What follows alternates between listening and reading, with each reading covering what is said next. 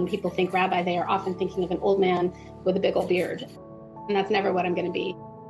I'm Rabbi Jacqueline Mates-Mushin, and I'm the senior rabbi at Temple Sinai in Oakland, California, and I'm the first Chinese American rabbi.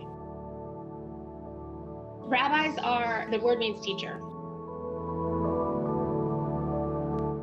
What does it mean to be an insider? What does it mean to be Jewish? What is that experience of it? If we go back as far as we can, nobody can think of anybody who was ever a rabbi. It's not a family tradition. I grew up in San Francisco. My parents are both physicians. My mom's an OBGYN, my dad's a psychiatrist. My mom converted to Judaism before my parents were married. I have 4 siblings, so we have a very big family.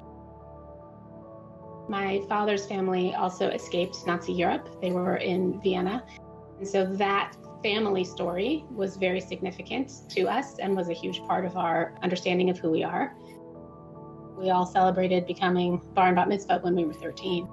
There were line dancers at every single one of our bar bat mitzvah celebration. All the symbols that represented us were there.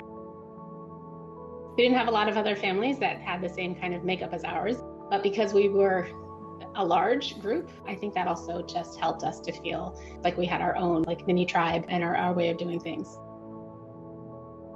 My favorite Jewish food, I would say, is matzo ball soup. And my favorite Chinese food is chicken feet, which was one of my favorite things when we would go out to dim sum. We celebrate 3 New Years. Jewish New Year's, Rosh Hashanah, is usually in the fall, the early fall. And then, of course, we have January 1st, and then we have Chinese New Year's. What is it like in terms of just encouraging people to be authentic to who they are and connected to Judaism and connected to all aspects of, their heritage and things like that? Like, it's a big responsibility. It's a humbling. It's an honor in a lot of ways. A lot of people also come to me to talk about how do we make sure that our kids understand where they come from.